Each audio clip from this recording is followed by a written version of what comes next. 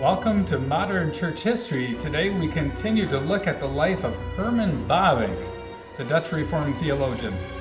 In our last session, we found that he had finally made a decision to leave the theological school in Kampen over the controversy of unifying the theological schools of the Afscheiding tradition and the Doleantie. When that failed, Herman Bavinck decided that he would lead the way by his own example, and so he accepted a professorship at the Free University in Amsterdam. After turning down multiple appointments in the past, the worst fears of some people in the Afscheiding tradition now were met. When Herman Bavinck left with another faculty member for the Free University in Amsterdam, half of the students in Kampen also followed him. And so in this session, we take up Bavinck's time now as a professor at the Free University in Amsterdam. It's a time of widening horizons for him. It's a time in which he gets involved in politics at a national scale. It's also a time when he gets involved in a number of different areas of study, including psychology and pedagogy. And so today we pick up the story of Herman Bavinck's life, and we're going to talk about his time as a professor in Amsterdam. It was on December 17 of 1902. Notice the timing here. It's 1902. Abraham Kuyper has been serving as the Prime Minister in the Netherlands now for a short while.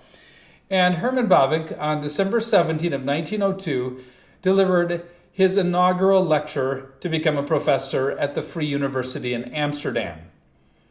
And among his students sitting in the audience were many of the Kampen students who had transferred to Amsterdam. There he emphasized in his speech the importance of theology being done in a rigorous way that confronted modern thought. And he talked about how theology needed to serve Christian piety. And so he presented as his high ideal the hope that he could develop and illuminate the connection between religious confession and science. So notice how he wants to do Christian theology in a scientific way, in an academic way. At the same time, he doesn't want to separate that from Christian piety and godliness.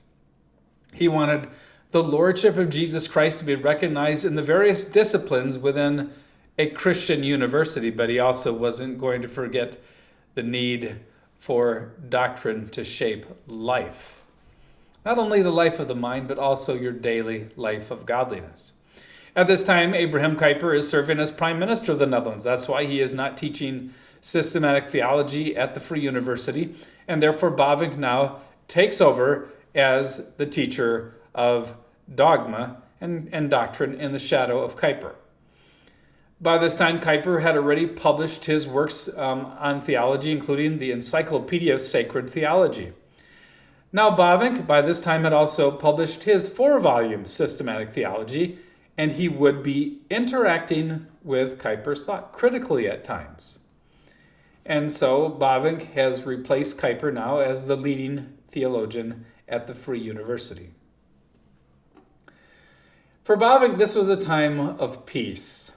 After the long conflict he had experienced in Kampen with Lucas Lindeboom over a number of issues, including the unification of the theological schools, he needed a time of peace and rest. He had been fighting in church periodicals, he had been fighting on the floor of synod, and now that was behind him. He had made his decision to go to the Free University, and so he needed a time of peace. He wrote to his friend Snauke Grogne that the saddest experience in life is indeed the sense of disappointment that one acquires through people. And how true that is. He had faced bitter opposition from a minority within the A churches, and he had needed to live with constant tension with other faculty members at Kampen. Not a fun business. And then he had on top of that all the tension that came along with his decision to leave Kampen, which hurt many, many feelings and angered many of the sectarian supporters of the theological school. So Bavinck's time in Amsterdam was a time of healing. One possible casualty of his move to Amsterdam was that he never actually finished the manuscript that he had started on Reformed ethics. The reason for that is at the Free University, there was a professor, William Giesink, who did teach ethics, and he was also working on his own book on the topic that would be published after his death. But since Bavinck now didn't need to teach ethics, he would focus on dogmatics, and his work on Reformed ethics would remain unpublished until the 21st century. At first, Bavinck couldn't find an appropriate house in Amsterdam, so he bought a house in Watergraafsmeer, but this meant that every day he had a 40-minute commute to school. While he wasn't used to that back in Kampen, he could easily walk from his home to the theological school. Over time, that became wearying for him. And so 2 years after moving, he was able to find a home in Amsterdam that was very close to the Free University. He described his new home to his friend Christian Snauker-Granja. He says, "It is a lovely little house with a nice small garden near Central Station and by the Free University's building. And thus far it has been terrific. But here it's an expensive house. The houses are very pricey and the taxes are high. One needs to have a fair bit to live in Amsterdam." Eglinton translates that for us. Bavinck also told his old friend that he appreciated living in an urban center in Amsterdam compared to Kampen, which was, he said, very out of the way and provincial. Even recently, in the last decades, there have been discussions in Kampen on the part of the seminary of the liberated churches there about perhaps how they should relocate to Amsterdam. But already back 100 years before, that was Bavinck's attitude. Bavinck also now charted a little different course in his theological work. Now, he continued to engage in his work on his Reformed Dogmatics and other theological writings, but there was clearly a change at this point in his focus. Prior to this, he had been naive and optimistic that the Dutch people would somehow reject the secular atheism that was becoming so popular and he thought would make a choice for the Reformed faith. He thought that the atheism and secularism that was sweeping through Europe and the Netherlands somehow couldn't provide emotional satisfaction for the Dutch. But by now he realized that the secular atheism was here to stay. The winds of the Enlightenment had blown very, very hard in the Netherlands as well as in Europe. Eglinton says that it became clear to him that for the most part, Dutch people found a secularized public domain, filled as it was with a cacophony of clashing truth claims, to be quite tolerable. So the result is that Bavinck realized that he needed to confront this new danger. He realized the strong impact that Friedrich Nietzsche's atheism was having in the Netherlands as well. And so the greatest danger facing the Reformed faith was not a deviant form of Christianity like Roman Catholicism or Arminianism or modernism, but it was the challenge of this secular atheism. And so he realized that the great threat facing Christian theologians was the militant secular atheism that was sweeping through Europe. Nietzsche had claimed that God was dead, and he took this to its logical conclusions, and that was that the moral code of the Judeo-Christian heritage should just be jettisoned. He thought that atheists were not being consistent with the fact that they denied the existence of God. He also claimed that Christianity was a religion for the weak-kneed. He mocked the Christian idea that it was virtuous to serve others. And so, having rejected God as creator, Nietzsche developed the idea that the will to power within the context of Darwinian natural selection, in which the strong survived as they triumph over the weak, was the key philosophy. His militant atheism erected the idol of a super person called the Übermensch, or the Superman. And this person, through his will to power, had the right to dominate and domineer and lord it over others. He had the right to crush the weak. And really, his activity, seeking his will to power, was the new ideal. And so Bavinck recognized that the danger posed to the Netherlands by this glorification of brute force and military power, with the only ethic involved being that the Ubermensch could do no wrong as long as he was exercising his will to power, well, that was a great threat to Dutch society and Europe as a whole. Nietzsche's philosophy, we know, paved the way for the rise of Adolf Hitler. It's no wonder that Bavinck realized that he needed to join with other theists in defending the Judeo-Christian heritage against this new atheism. He had defended the distinctives of the Reformed faith. Now it was time to defend the basic doctrines of the Christian faith. This is what C.S. Lewis would later refer to as mere Christianity. By that, Lewis meant that Christians needed to defend the very basic doctrines of the Christian faith that were being challenged by this new atheism that was being undergirded by evolutionary thought. Bavinck now emphasized that, and I quote, Eglinton says, in reality, there are only two worldviews, the theistic and the atheistic. And so Bavinck began to emphasize the existence of a distinctively Christian worldview, and then try to develop the implications of this for the different spheres like politics or ethics or education or law. At this time, he wrote a little book entitled Christian Worldview. He also began publishing works on education, including Principles of Pedagogy. He thought that the curriculum in the Christian schools should include teaching on the Bible and theology and languages and the hard sciences. He thought that students needed to grow in knowledge while they also learned how to direct their studies and their work to the glory of God. So notice the importance of piety in the midst of one's studies. In the book Christian Science, he defended the existence of a priori presuppositions that were held to by both Christians and non-Christians as they approached the sciences. Here he was really Ventilian before Cornelius Van Til developed his presuppositional apologetics. We find some of the same ideas in Kuyper's thought too. In the political realm, Bavinck argued that Christians should be able to have their schools supported through tax money, since their tax money supported the education of the children of non-Christians in what we'd call public schools. In his day, things were just like they are in America now. Christians would need to fund the public schools out of their taxes, and then if they started Christian day schools, they also had to pay tuition, of course, to send their children to them. Both Abraham Kuyper and Herman Bavinck, along with the Antirevolutionary Party, pushed for the possibility of having Christian day schools that would be supported by tax dollars.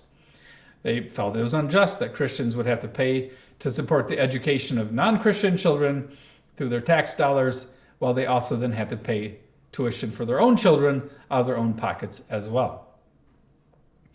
And as a result of their efforts, the Dutch government would make a decision some years later in 1917 that they would equally and justly fund the education of all children. And so that's the case until this day. Parents can run Christian day schools and they can receive funding from tax dollars just as secular public schools do in the Netherlands. Now, Bavinck at this time continues to teach. He is teaching theology. We mustn't forget that as he is in Amsterdam, he is a professor in the classroom. So he's teaching systematic theology. He's busy as a writer and a professor, in other words. But now there's more to the story. In fact, Bavinck becomes a politician. Now, something strange was in the water in the Netherlands. Abraham Kuyper, for example, had resigned from the ministry of the word in order to become a politician. Can you imagine at the time of the Reformation, John Calvin saying, well, I'm going to resign as a minister of the word here in Geneva, and I would like to be on the Council of 200. Or can you imagine Martin Luther at the time of the Reformation saying, well, I'm going to resign as a minister of the word and a professor of the sacred scriptures, and I want to become a prince in a principality in Germany. And yet, that's what we find happening here. Abraham Kuyper first leaves the ministry to become a politician. And then when he became the Prime Minister of the Netherlands, Kuyper's supporters encouraged him to give up his position as party chairman. Now, Kuyper could be a very controlling person, and he probably wanted to be both chairman and prime minister. He wasn't someone who easily gave up power. And apparently he felt it was safer for himself to delegate the very influential position of being party chairman to Herman Bavinck rather than to one of his potential rivals in the Antirevolutionary Party. So Kuyper let it be known that he wanted Bavinck as his replacement as chairman of the Anti-Revolutionary Party. And Bavinck unwisely allowed himself to be talked into receiving this appointment. Now, I am not sure why a minister of the word like Bavinck thought that it was appropriate for him to become a politician. Can you imagine today if there's a minister in one of the Reformed churches and he says, well, I need to resign because I need to become the chairman of a major political party. Now, not only did he become chairman of the Anti-Revolutionary Party in a term that was less than successful, but following that, he would also become a senator in the upper house of the Dutch legislature. Now, it's true he retained his ministry credentials during all this time, but I'm not sure why Bavinck thought that it was appropriate for a minister of the word to be the chairman of a political party and then also to become a senator who wielded national political power. And yet that is what would happen. Now, Bavinck was a very foolish pick to be a party chairman. He was a very ironic person. He was the kind of person who, wants to listen to all the careful arguments and then make a proper judgment. Well, Kuyper had thrown his authority around as party chairman. But Bavinck, on the other hand, was the man of gentle reason and persuasion. And that's not what you normally want as a party chairman, a person like that. Eglinton writes that it was soon apparent that Bavinck was not forceful enough to hold together the party's squabbling factions. In fact, there would be a breaking apart of the party in many ways as time would go on. And so Bavinck was not a very effective chairman.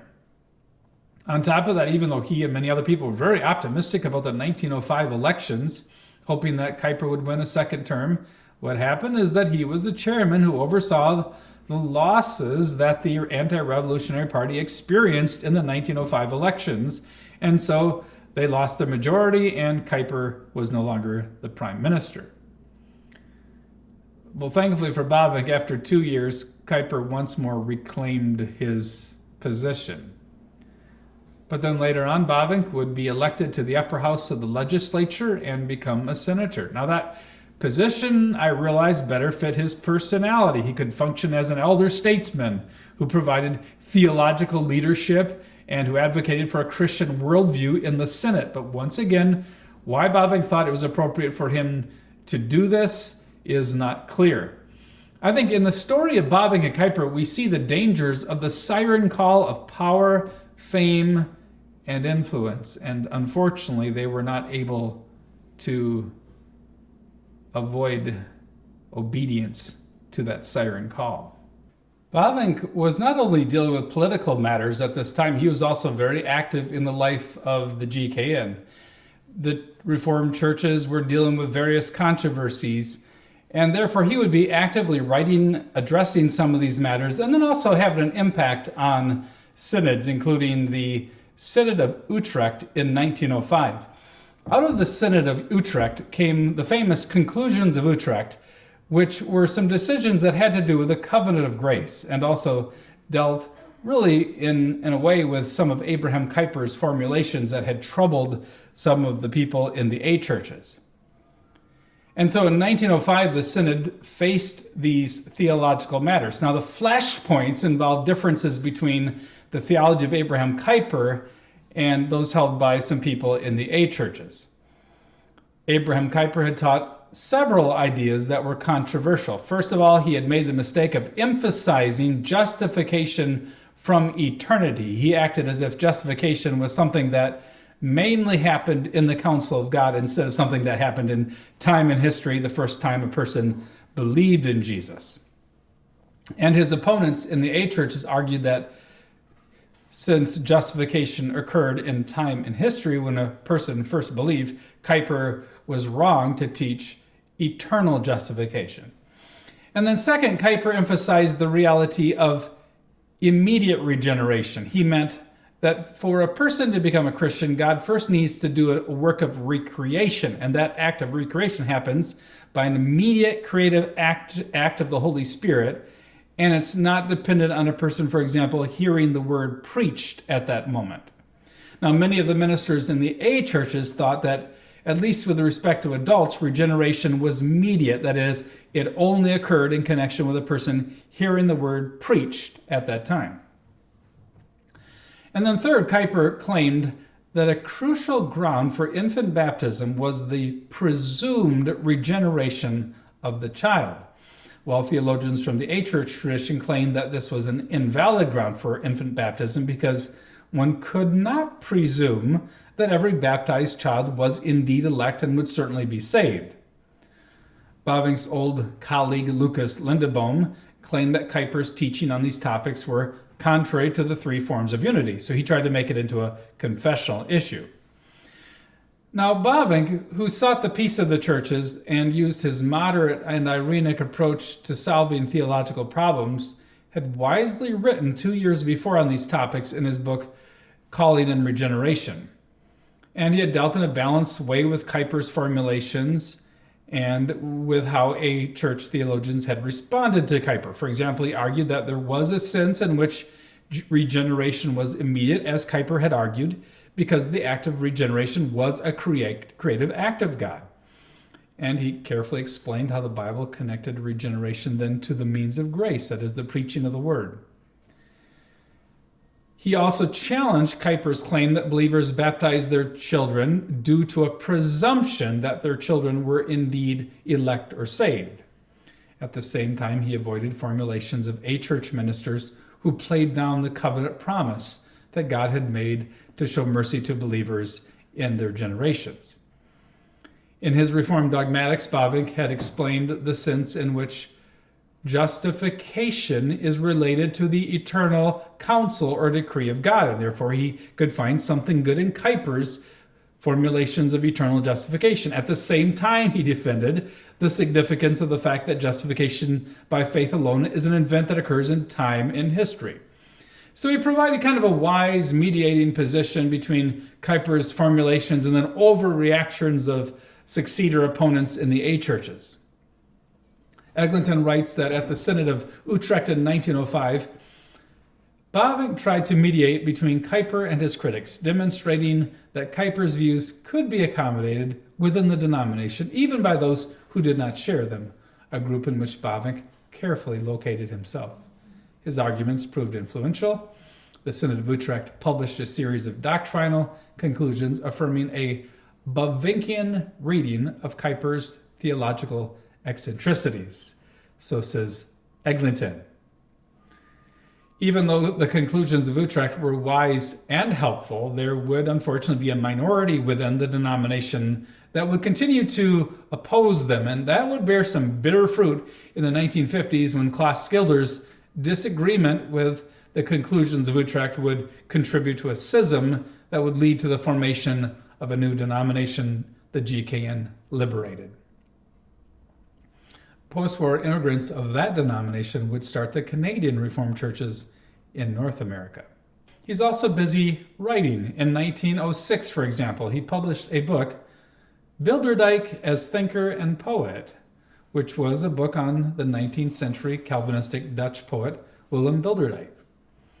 Bavinck had written some poetry in his youth. He had also enjoyed reading poetry with his fiancée. In this book, he compared Bilderdijk to another great Dutch artist, the painter Rembrandt. And the book was given positive critical reviews. Also, between 1906 and 1911, Bavinck revised all 4 volumes of his Reformed Dogmatics. He had developed his ideas. He wanted to respond to new issues that he was facing in the 20th century. And so his 4-volume work expanded from 2,265 pages to 3,000.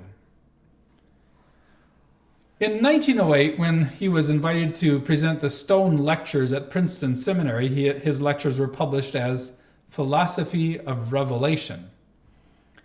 And the fact that he had delivered those lectures brought him to America again, and this time he took along his wife, Johanna. Gerhardus Voss and B.B. Warfield helped to translate Bavinck's lectures into English. Bavinck at this time was now 54 years old, and he was very critical of some things in America. He was critical of the secular nature of the public schools, and he didn't like the manners of American teenagers. He said, "They act strangely, coming and going without greetings. The children are rude, unmannerly. For example, young men are not introduced. They walk out the door without a parting greeting. Girls do not offer greetings. They ridicule each other, cross their legs in company, lean forward, etc. Very free, independent, but coarsely uncivilized, careless." Well, the youth don't always impress their elders, do they? In 1908, he also wrote another book on the Christian family, which has been recently translated into English. He also, in America, was troubled by the racism that he's seen shown towards African Americans. For example, he met a white man from the South who stated that Negroes are not humans. Canaan went to Lod and took a wife. That wife was an ape. So he heard ridiculous, racist things from a Southerner. And he spent some time trying to learn about the state of race relations in America, which were very troubled in his day. And he warned that the future would be a heated struggle between blacks and whites. And he was very unhappy with the segregated nature of American Christianity. He thought that the American church needed to reject segregation. And so when he returned from America, he gave a number of public lectures about his trip to America. And he warned his Dutch audience about immigrating to America. He was part of the group of people who wanted good Reformed saints to stay in the Netherlands. He thought there were too many spiritual dangers in America. He thought that Arminian Methodism was having such a strong negative influence that America was not a place for the growth and development of Calvinism. He didn't think there was much of a future for the Reformed faith in the Netherlands. And he wondered if America had much of a future at all, period, due to the situation that they had with race relations. There was one positive takeaway, though, that Bavinck took home from America, and that was the need for the Dutch church to be more active in evangelism. He had begun to take seriously the need to defend Christianity against Nietzschean atheism. And so he had been realizing the need for apologetics, but he had not really taken to heart the fact that in some sense, many people in the Netherlands needed to be re-evangelized again. He had seen that in America. He heard many people in America talking about how they wanted to evangelize the world in their generation or in the 20th century. And so he went back home with a stronger sense that the Dutch churches also needed to foster missions and evangelism. And so he immediately began talking about the need for the university to have a professor of missions. Now, in his time, the Dutch churches wouldn't be so successful in getting a professor who could concentrate on the topic of missions. But in the Lord's providence, it would be his nephew, Johann Bavinck, who would become the first, very effective, professor of missions at the Free University.